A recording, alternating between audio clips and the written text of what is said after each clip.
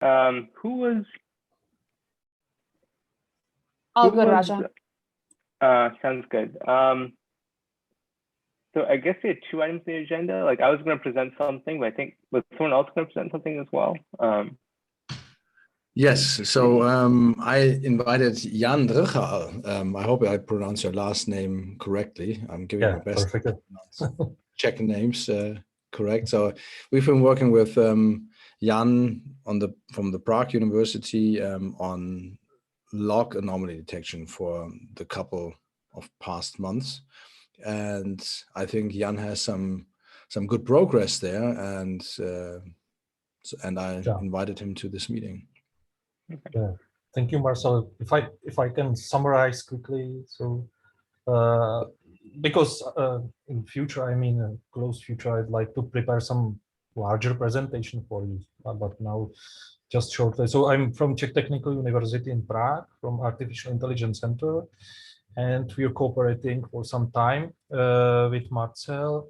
And well, as he said, our task is the log anomaly detection. So we export several methods in this area, and now, like, the news is that we have just well, two master students has defended their thesis, which are really nice, and we have some nice results.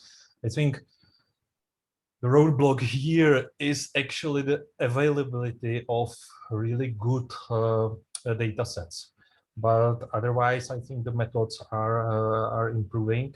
So what we focus on is that if you look at this area of detecting anomalies from log files, the typical approach is just to parse the logs and like throw everything which changes out, like I don't know, IP addresses and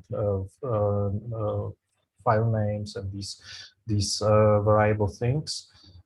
So we decided to take approach, because otherwise I'm mostly focused lately on NLP.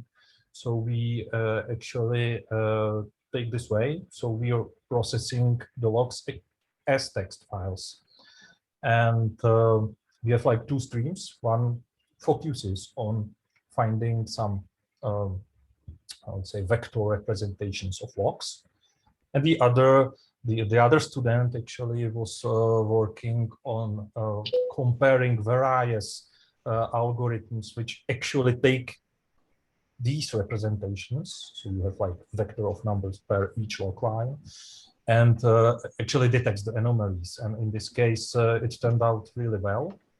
We had some nice results with autoencoders, and otherwise we have tested these like natural language processing based approaches to represent the log files. And in this case, we have also quite interesting results. Lately, we've tested the models which are like overwhelmingly used now in practice for NLP, and this seems to be a little bit, I would say, more too much complex for the task, given the data which are available, because there is only single like reasonable data set which we can use, which is like HDFS data set, it's called. And it's because actually to evaluate these methods, we need at least some part of data set to be labeled by humans. And this one is done somehow properly. On the other hand, there are not that many types of log messages there.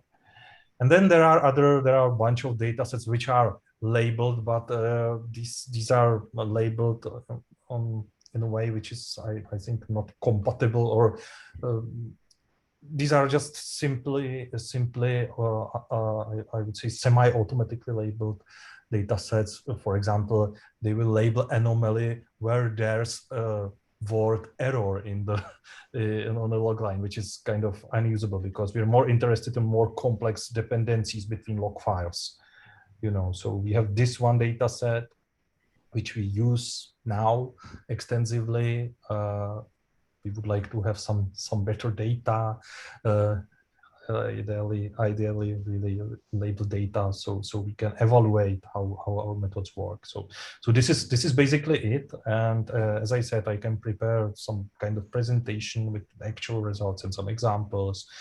It's also connected to root cause analysis. So it's quite easy when you have system like this, and we tested some basic methods to get at least some explanations why these logs were selected to be anomaly or not. So you get pointers to actual logs which actually led to the classification of anomalies. So this might be maybe some tools might be constructed on this, and this might be helpful, I guess, for administrators. So this is basically it.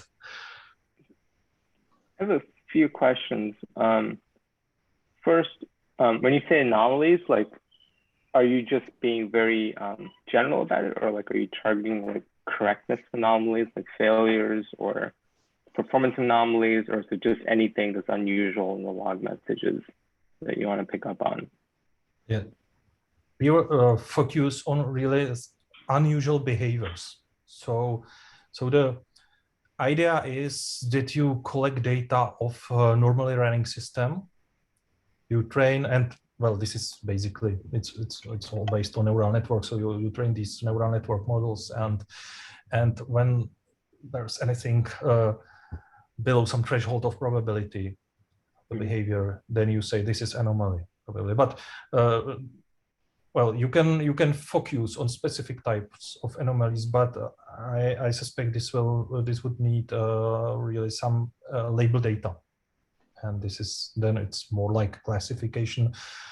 The overall problem of this area of anomaly detection is that the anomalies are really there are really few of them in the whole recording of the system. So this makes the machine learning harder, but it's possible. So it's also possible to make this like supervised, specialized classification. I see. And you said you're using a neural network, right? So it's like a deep learning thing.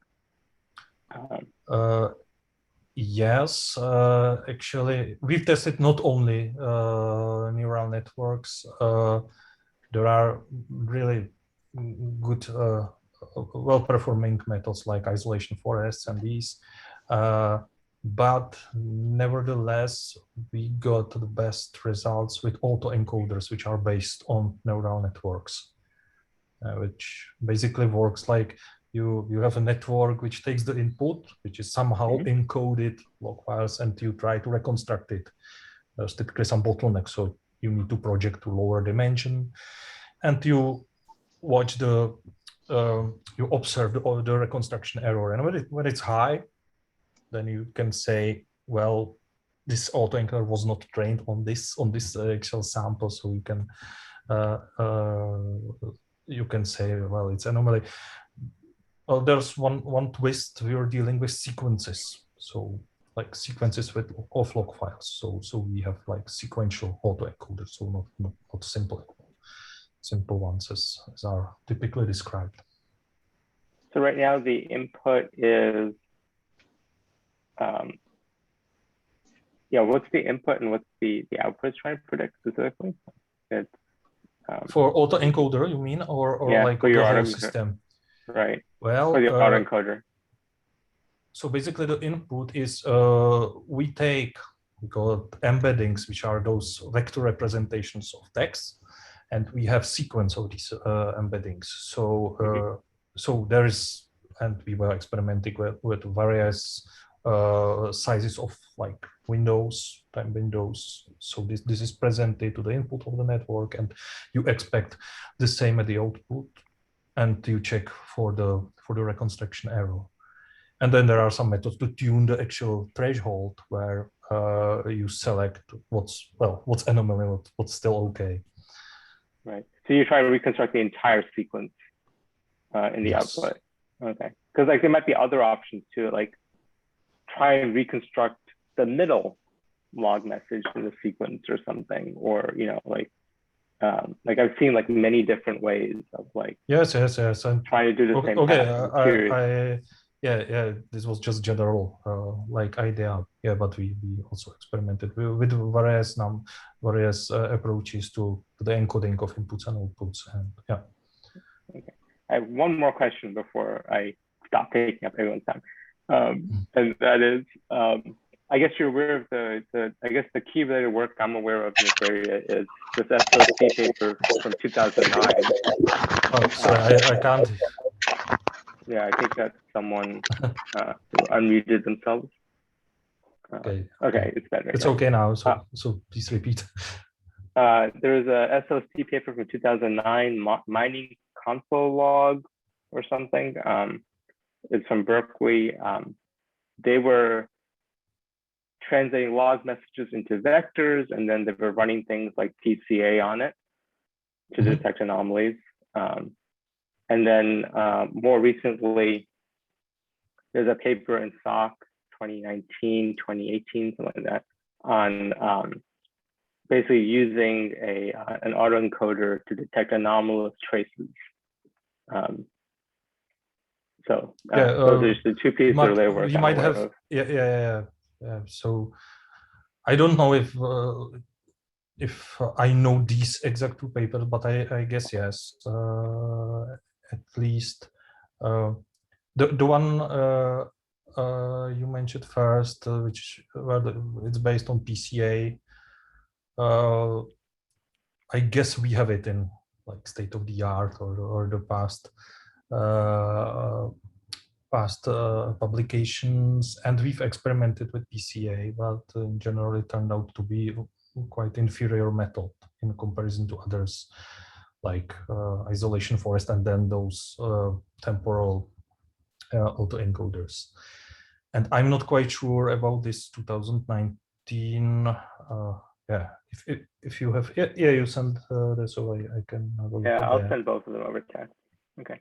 I'm not quite sure whether this exact. I'll let other people ask questions. Yeah, thank you for that. But I guess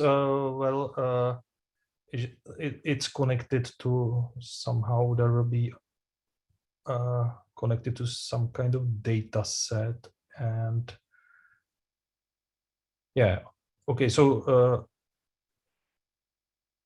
I'm not quite sure now, but it seems that it's based on the log parsing. So as I said, you actually parse logs, and by fixing like the template of the log file, of the log line, and you throw those parameters which are there away typically, or you train specialized models for this and combine it. This is described in DeepLog paper, for example, which got some attention lately, but we actually found out that the results of it, or the algorithm, is not really well described, and that we can actually mimic their results. So, but this one seems quite similar, although it includes anomaly detection by PCA here. Okay, I'll have a look at that. Possibly we have came across this one. Yeah, and they use the Darkstar and HDFS dataset. So we use this HDFS, and the Darkstar one is quite small one, and it's not really, as I pointed out, not really well annotated. So it's like really very simplistic annotation, which isn't really, I would say, interesting for us. It turned out that when we tried our method on many of these data sets, and this was actually a way how we found out the problems with data sets, we got almost 100% accuracy, because they use like this semi-automated approach with like fixed rules, like if there is error or failure in the log line, then there will be anomaly around this log line. And when you actually start dealing with actual text, this can be very easily detected. Because typical methods work like this. They parse log files and they find those templates for log files, which often happen.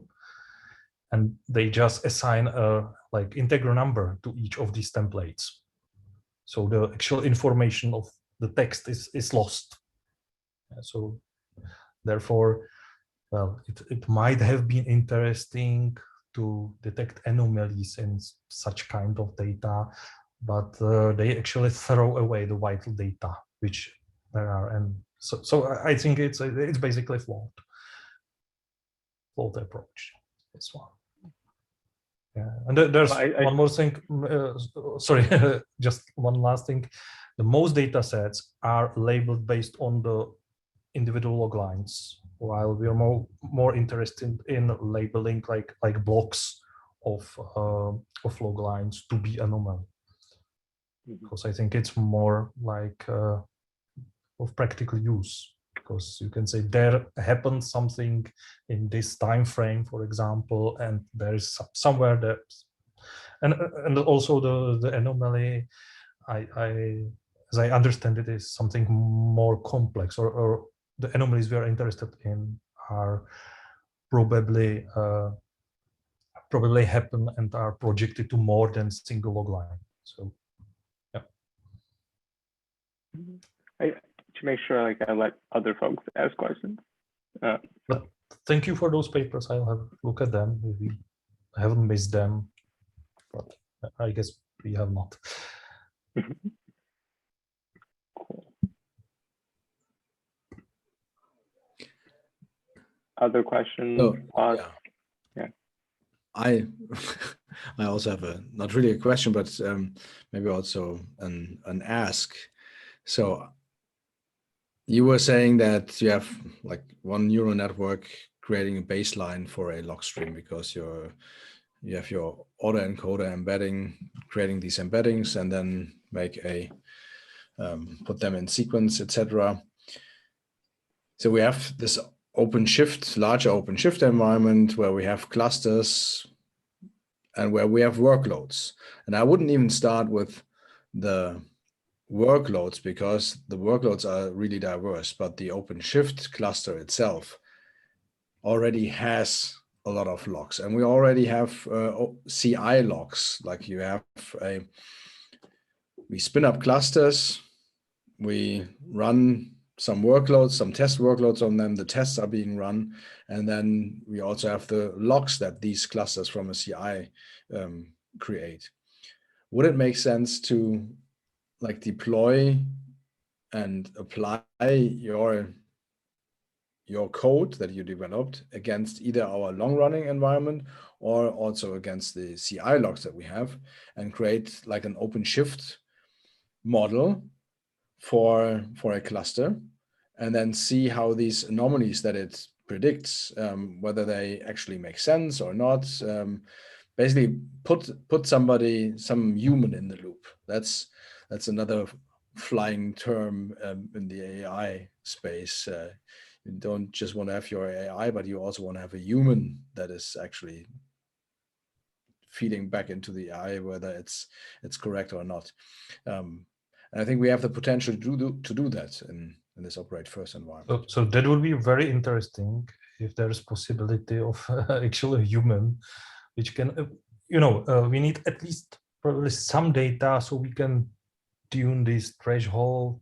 Okay, you don't need this for the isolation forest, more or less, but still someone has to select if, well, we have too many like false positives or false negatives, and somehow tune it at least this. And then of course there's a need for data, like I would say a reasonable amount of data which can get some work to actually like objectively evaluate these methods, so we can yeah. And I wouldn't. But I think if we can get at least some person to use it as a, I would say, just as a user, which will somehow iteratively set the threshold, then it might be interesting, really. Yeah, and I wouldn't even start with somebody training or start with training on our live data set, but I think the CI clusters would be a good choice, because for CI, you have tests running against that cluster. And if a test fails, you could treat that as a label. Okay, there must be some failure. So it's probably not the baseline, but if you have a green test, you would assume that everything is also baselined in the logs, right? So you already have a larger data set with that's interesting. And red and green, essentially. Definitely for us, it will be much simpler to integrate with some kind of offline database for now, because it's another step which needs quite some attention. So, and it's, I mean, like retraining the models or updating the models and so on. So I think this will be better alternative, actually. And if there is at least some feedback, like failed tests, then it might be really, really nice. Yeah. Would you, for something like continuous integration where the code base is changing, is the fact that like the log statements might also change going to be a challenge? Like it seems like location or like the number of log statements might change if it's like between one version. I know if you change the the format of the clients, for example. Yeah, we need to actually to check this, because well, the only HDFS data set is, I would say, still too simple, but in theory this should work really, because we're dealing with the semantics of the logs. So if they're close to English language, and we can train them even in unsupervised way, this is possible. The typical systems are lost in this case, because when there's new type of log, they either you need to retrain the whole thing, or you have to have some kind of placeholder ID for this kind of new logs, and you throw this information away altogether. So wouldn't you need to retrain the model, or like have some kind of like partial retraining? Like if I added like, if as part of revising my service or whatever else, I like added more instrumentation, or like the log statement moved or something, like would that be an issue? Like it seems like there's something that the model needs to stay consistent in some sense. Yes. And the model is the logs. Like I guess one question I'd have is how resilient are these approaches to the logs changing slightly or a lot, like in number, in existence? Yes. No. Yeah, it's done. Actually, we were not working on this type of online setting, online training. So yeah, but well, it's planned. But for now, we were focusing on like the offline mode. But it's definitely, yeah. You in practice, you will have to do this. You will have to update your models based on new data, and those probability distributions of data are changing. So there's this concept drift, and you need to have a look at things like catastrophic forgetting also, which is a phenomenon of machine learning models when you change things. So yeah, you have actually one researcher at our department who deals with this online learning settings, and so we can later, I guess, involve him. But I think now it's in stage we are mostly focusing on those representations of log files. So currently we have slightly, or these are on par, better results with the simpler approaches, which were favorite I would say a few years ago, like fast text or word2vec, this kind of things. Those we have experimented with those huge neural networks, like the BERT model types and the embeddings based on this, which are now really in favor in NLP. And well, I guess this haven't added much to what we got from those simpler approaches, and I guess it's mostly given by the data which we had available now. So that was our focus, and the online learning is really important thing. Yeah, we need to come with that. We come with that, and we plan to work on that. But I think a little bit later, when these things will be more dependable, I'd say. Okay.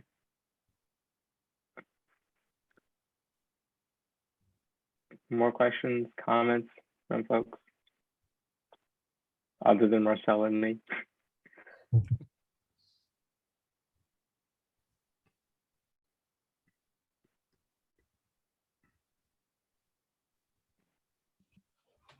Okay.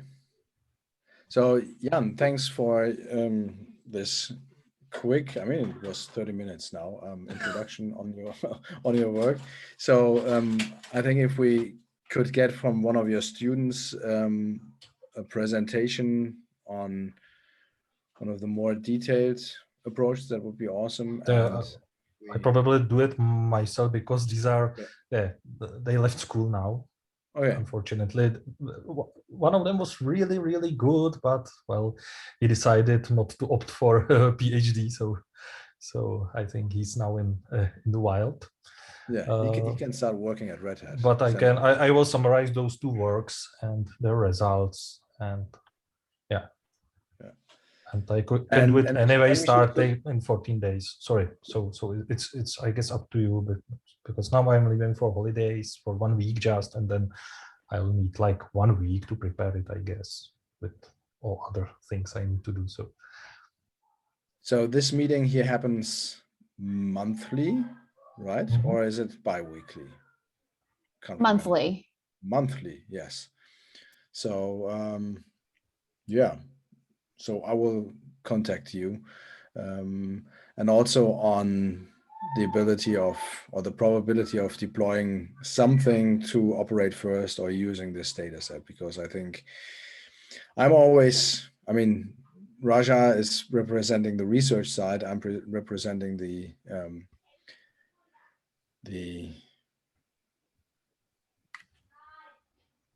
industry. That's the term I was looking for, and the actual software. And not, I don't want to say that you're not doing software engineering, but I'm really looking at getting something into production, getting something deployed long term, and let it run for a longer term, because then we can build out this community of folks actually doing something.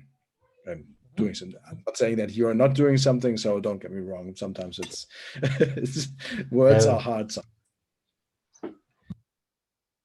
Yeah, we're fixing up the GitHub repository we were talking about before. So yeah, we need to still put some newest things which were done by the end of the preparation of those theses, but more or less it's all there. Cool. So should we proceed with the second agenda item, Raja? Sure, why not? Let me share my screen.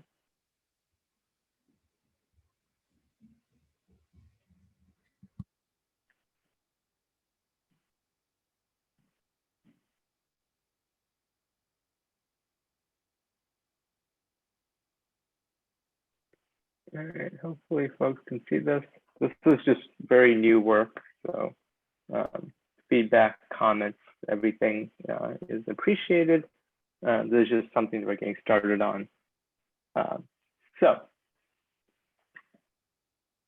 everyone knows the standard spiel about modern distributed applications. They're built out of microservices, and you might have tons and tons of microservices in your application architecture. I'm sure everyone's seen the standard quote unquote Death Star diagrams that folks tend to throw around.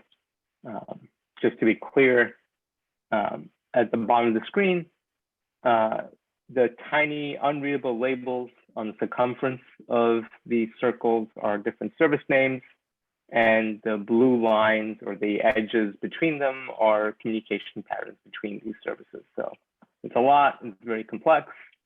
I don't really know why people like to show this diagram. It seems like advertising complexity never seems like a good thing, but whatever. But anyway, microservice environments, very complex, lots of services interacting. Different requests in these environments have different workflows, which is a sequence or set of services they access to do work. So see on the left here, we have a request that's accessing a front end, accessing an ad service, accessing some kind of timeline service, getting some kind of data from both of these services, responding, and then the front end can send a response or generate a web page once it gets responses from both the ML service and the timeline service. And the key thing to note is that both the ML/ad service and the timeline service require other services also to do their work. So there are two workflows there. In any system, you'll see thousands of, tens of thousands of these workflows. So these workflows can be very large, right? Tens of, sometimes you see like, hundreds you can see hundreds or tens of services involved, and you have internal interactions that you're also capturing these workflows within services. Sometimes these workflows can be like, a couple of thousand, items or nodes long. So the interesting question here is like, how do you know what the common execution patterns are in these kind of systems, right? There are basically these loosely coupled systems made up of tons of services, but they're going to be like pieces of them that are strongly coupled. And you want to make sure that those pieces are fast, because that's the common case, right? But different services are built by different development teams, right? And these, these application environments are very complex. So how would you even know what the common case is? And then how do you ensure that they're fast? And then how can you, eliminate this common case so that we can focus on rarer behaviors or, less common behaviors, right?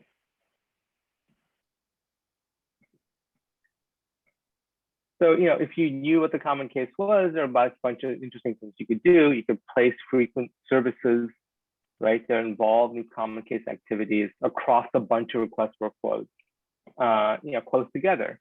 You could avoid using, if you knew what the common set of services that interact with each other are across a bunch of different request workflows, maybe you can look at it and be like, oh, look, maybe that top level service doesn't need to call these other services. Maybe you can avoid this entire behavior together.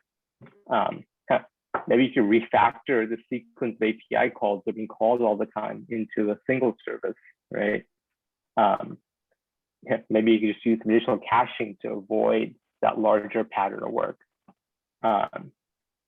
In some cases, you might see like this common activity that's a structural problem. It might be that work is happening sequentially and not concurrently. So basically the question is asked, this research is asking is like, given a bunch of these request workflows, which may be very large, how can we extract out like common patterns that occur in them and basically try to understand how much their performance could be improved, and then just kind of subtract them out so that, when developers are trying to analyze these workflows in the future, they don't have to worry about these things. So we have some requirements here. One is distributed tracing to obtain these request workflows. I've talked a bit about distributed tracing in the past. And two is we want to basically identify execution patterns across these workflows that happen frequently. And also, kind of surface these patterns and try and understand how much, what slack is there. If we improve the performance of this pattern, how does that relate to the performance of these requests? How does it relate to the performance of the workload as a whole, right? By optimizing this one pattern, right, can we then improve the performance of a bunch of requests, right? And therefore we knocked out a huge, important thing by focusing just on this one pattern. So this really is a question of taking distributed traces. I'm not introducing distributed tracing, I did it last time, but I can definitely tell people what it is. It's just a way to get those request workflows that I showed you earlier here, right? It's basically a question of drawing higher order boundaries around these traces, right? So the traces are just basically starts and ends of services that are connected together, right? What are higher level patterns that are interesting to look at, right? So, you might just start out saying, why don't we just take each service that executes, right? And understand interactions between them and figure out which ones are super common, what their performance is, and go from there. How many times does the timeline service call the database service across a bunch of requests? What's the latency of that? What is the amount of time, what's the percentage of requests over which this interaction is on the critical path of requests? What is the contribution of this interaction to those critical paths, right? That's the most basic thing.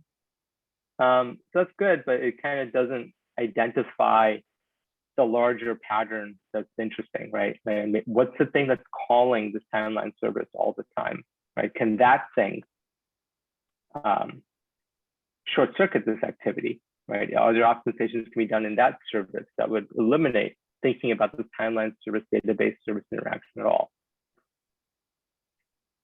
You could think about other static patterns. You could say, let's find all the fork join patterns and sequential paths in my workflows and look at those independently. But at some level, that also kind of has the same problem. These things, a fork join may rely on some upstream, some additional patterns that executes along with it. And you want to optimize these things jointly instead of looking at the thing individually and not kind of optimizing the entire thing. So we've been looking at frequent subgraph discovery across a bunch of request workflows or distributed traces to try and identify common patterns. This is new work that we're doing. So the idea is to be able to use frequent subgraph discovery. There's some well-known algorithms for this that basically identifies subgraphs across a bunch of different graphs, request workflows or graphs, and surface these things to developers and kind of show, here's this common subgraph, this common pattern. What's the performance of it? How often does it occur? How much can performance be improved? Are you happy with this? If yes, can we just not consider it in the future? So if there are other visualizations of these workflows, other visualizations of distributed traces, you can just collapse out this entire pattern and not worry about it in the future. Some research questions, I have to go into that, and some related work. That's it. It's some brand new work. I'm going to stop sharing my screen.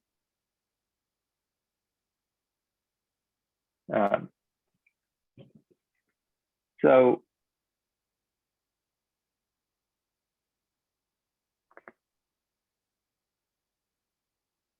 I'm happy to take questions, comments, and I also have a question for the audience at some point.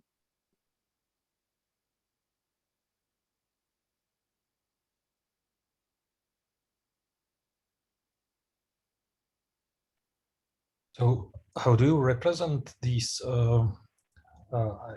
graphs, or how do you extract them from the data? Right. So we use this, it's a distributed tracing is a common thing these days.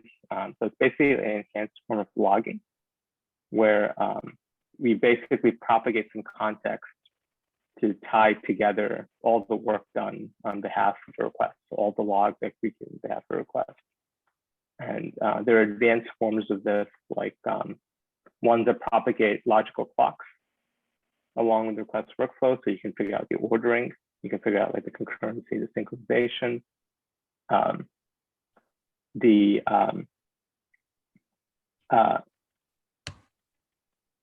so that is, you know, so that's what we're taking advantage of to get these workflows, basically.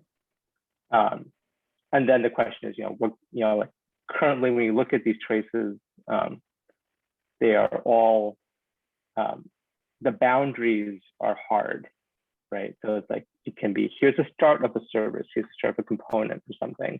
Here's some work done within those components. But we want to be able to identify higher level patterns from that for different use cases, basically. Right. And this is one, you know, one method of doing that for one particular use case. Right. Aisha, your question is, can you comment if the approach is specific to microservices? No, I don't think it's specific to microservices. I think that it's this specific problem is nicer to solve it's more relevant to the microservice environment because microservices are supposed to be these loosely coupled systems that work together. So I see the potential, especially for this problem statement, of identifying common behaviors, much more relevant in the microservice environment, where there are going to be different teams that are working their own services. They're going to be calling other services, and like the larger pattern might be harder to predict a priori compared to like a smaller, much more fine-tuned system. There's also a difference in like the standardization. Like I really want to focus just on service starts and ends initially for this, because like the level of instrumentation deeper, like within there's a certain standardization when you say, you know, when you limit yourself to like API calls, right? Or, you know, when the service starts and ends. Once you start getting into things like internal messages, like the amount of instrumentation then depends on, you know, what the developer wants to do. And that heterogeneity makes identifying, you know, even the notion of what's frequent or what's common harder to define. So I prefer to avoid that initially.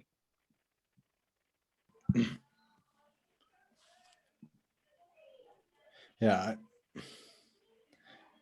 I had a similar idea whether it is really specific to microservices or, and I'm coming back to OpenShift being, or Kubernetes being a larger set of microservices in essence. So you have like 200 operators, I think, being deployed, which is 200 containers that manage this container orchestration platform. They are all talking the same API to each other, so it's all very API focused. You have an local API server, you have custom resources, you have events. So essentially you have already a very complex system being spun up if you deploy your average Kubernetes environment. Not even talking about logs here, and not metrics, just the events that could be observed. So every API call triggers an event, which is then recorded in the event stream.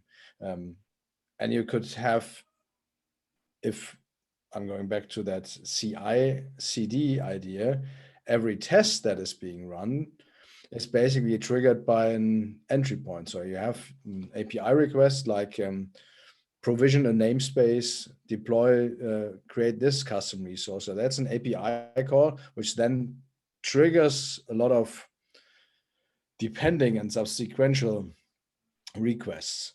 So I think that would solve at least the data problem. So when we set out with this working group here, I think we put in the initial charter that we want to come up with a golden standard of a distributed microservices application. And until now, we haven't found this. And I think it will always be artificial if we set these things up, which is good for a controlled lab environment if you do some research. But then I always also hear that we need to have real world examples. So I think it will be tough to get such a Death Star picture, this complexity that you showed up on the first slide. You only get these kind of pictures from the companies the size of Netflix or Airbnb, right? And they won't give us their data right away. So I wonder if we could rethink this from your typical Kubernetes installation point of view. Right. So here you'd be seeing the API call. Is it to set up the Kubernetes control plane, or is it actually on the data plane? Everything, every interaction with Kubernetes. So Kubernetes is a declarative, they take a declarative approach. You define the way the world should look like via an API call, basically give the orchestrator, I want to have this setup, this number of pods, they should be configured this way. And then the orchestrator does its work and tries to reconcile in a reconcile loop always and make the reality that you declared actually become a reality. So in essence, everything, once you have it installed, there's not a lot going on besides this reconciliation loop just taking care of what happens. And every interaction with the environment happens via API calls. So essentially you're just hitting an API and say, I want to put, I want to get, I want to post, like HTTP verbs that are put against the API server. And then you get this whole chain of events starting. So in order to have a pod, you need to set up a network. In order to set up a network, the reconciliation loop for pods talks to the network server, which then again sets something up. So you already have these things that can be traced, and probably they can also already be traced by, well, not tracing IDs in terms of distributed tracing, but they probably have some identifiers attached to them. I wouldn't be surprised if Kubernetes tracing is already a thing. It might be actually. We should look that up. So like a year ago when I talked to Jurasi, I think it was almost a year ago, a little bit more, asked whether any of the Kubernetes operators are already instrumentalized from a Jaeger perspective, and he said basically most of them are not. Maybe it changed a little bit. I don't know. Interesting. Hi, I'm Bob Kokora. I'm on the Red Hat distributed tracing team, and there is a lot of activity going on right there right now, upstream Kubernetes and coming into OpenShift with open telemetry instrumentation, for tracing in the, I think it's in the API server and etcd so far, maybe some other pieces, and there's work going on to figure out what to do with all that, but there is a lot of recent activity is really about all I know, but something to definitely pay attention to.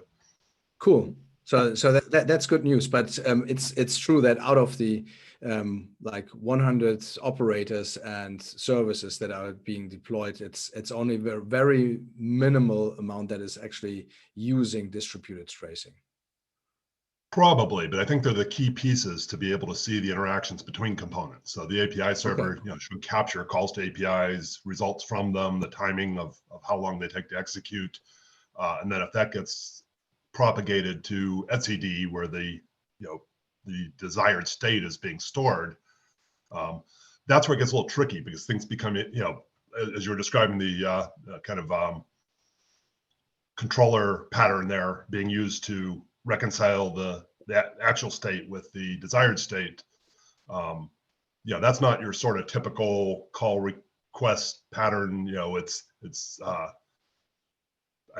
To me, there's some interesting aspects there on how to, what do you propagate? So I'm not sure what decisions have been made there or how they're approaching that, but it's definitely something to pay attention to. Bob, quick question. Like, are you folks is this activity happening with OpenTelemetry or Jaeger or? The instrumentation's being done with OpenTelemetry. Okay. As far as, I mean, in OpenShift, we have a what was called the Jaeger kind of operator and add-on and all that. It's being sort of renamed to distributed tracing and incorporating parts of OpenTelemetry as well. But I can't really say anything about what's being done to make use of that in being able to actually trace your own OpenShift installation or anything like that. I think it's really more in the upstream Kubernetes realm right now, as far as the development there and who's doing it and what they're trying to do with it. I'm not really aware of all the details there. Okay. Right. Yeah. Okay. Yeah, it might be worth taking a quick look to see what they have. What's out there currently. If not, I wonder if you could just fake it to a certain extent. As you said, if you have like a sequence of events, maybe you go with that initially. Okay. Yeah, I mean, I'm aware of someone in Red Hat who's working to actually wire things up to capture that tracing in Jaeger and be able to do some visualization and analysis and stuff from there. I haven't seen the data. I don't know exactly what's captured or how useful it is. Could you let me know who that is, and maybe I can reach out to them? See what's going on. Sure. Yeah. Give me a few moments. I can put it in the chat or something if I find Sure. the name. Yeah. Cool. And if you had a look at this, how these traces are looking like and whether they are interesting enough, that would be again an easier to enable in the operate first environment than on your average production cloud, because that probably comes with some performance overhead. It's probably not enabled by default. I don't know, or even spinning up clusters with it being enabled and then capturing it and creating some interesting data sets for that. And I think if like Bob says, if there's some traction going on right now, it might be a good point in time to jump the wagon here. Yeah. Okay. Yeah, I can take it. We should definitely look into it. I can send email and follow up on that. Cool. Any other comments, questions, thoughts? We have 5 minutes left, so.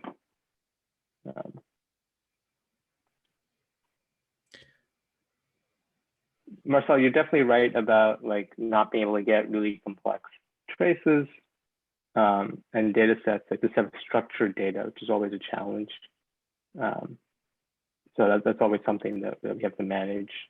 One of the things that we're thinking about, even when you do get this complex data sets, it's like a specific thing, right? There's no guarantee it's generalizable to like someone else's system.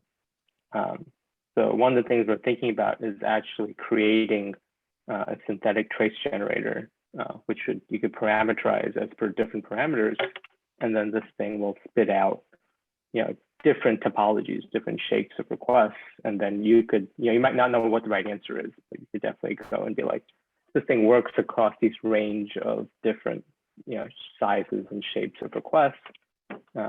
And so if your system falls within this, great. If not, at least we gave you some data to tell you not to even try this. Yeah, it's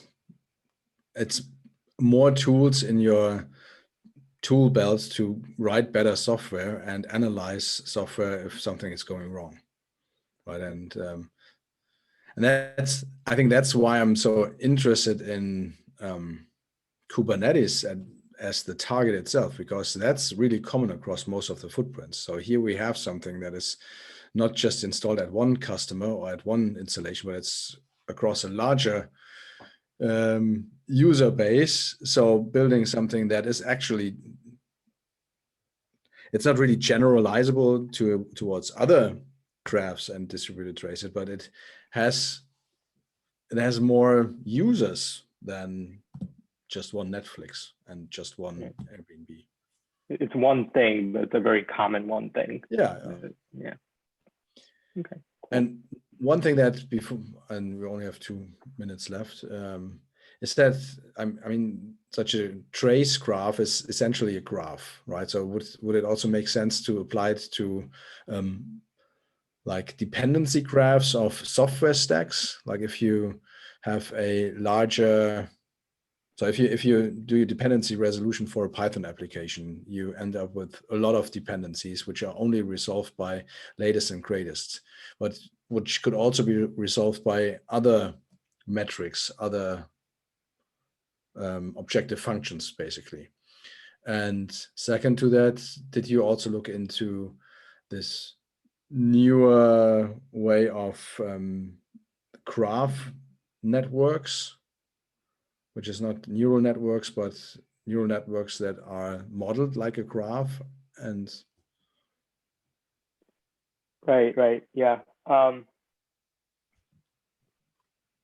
Yeah, I think that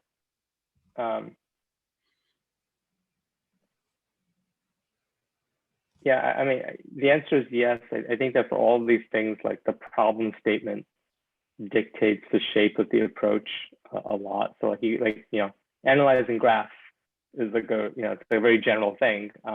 yeah. And so like the type of things we've been thinking about, like looking at frequent subgraph algorithms, kind of makes sense. At the same time, these algorithms are incredibly expensive. And so like you really have to manage their complexity in some domain specific way. I'm assuming that if you looked at dependency graph, I'm not sure if it's the same problem statement, and I'm not sure if that would change the specific graph mining technique you chose to use. But I think all of these are obviously interesting. I'm not proficient in that, but you should search something like really graph neural. If you decide for the machine learning approach, then I would go with graph neural networks and clustering with them, because I guess it will be very hard to get actually labeled data. So I think good, or at least initial approach would be to try to cluster these automatically, and then you can later label these clusters and etc. But yeah, but as I said, I'm not an expert in graph neural networks, but these are being developed at a high level now, really, and all the ICLR, NIPS, and these conferences are full of papers on GNRs. So yeah. All right, thank you. Should we wrap up? It's 10:30. Cool. Thanks for coming to another edition of our working group. We will see everyone next month. Same place, same time, same bat channel. Thank you. And probably a larger audience, given that we're now in the PDO season. Thank you. Okay. See you. Right. Have a nice day. Bye.